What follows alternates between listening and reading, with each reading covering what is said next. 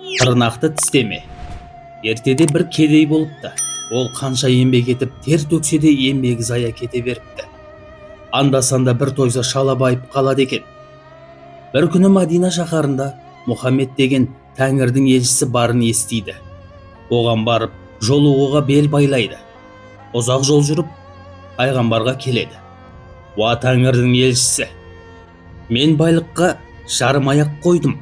Қанша тер төксем де еңбегім зая кетеді. Соның себебі неде? Деп сұрайды. Жігіттің бір жаман әдеті бар екен. Ол өскен тырнағын тісімен алып тастайды екен. Пайғамбардың алдында тұрғанда да сол әдетін қайталапты. Пайғамбар жігіттің мазасыз халін көріпті де, оның басынан сипап, тырнақ тістегенді қой. Бұл жаман әдет. Әділ Құдай сенің адал еңбегіңді жемейді. Адал кәсіптің құты мен берекесі отбасыңа дарығысы келеді. Бірақ мына жағымсыз әдетің оны үркітіп жібереді екен, депті.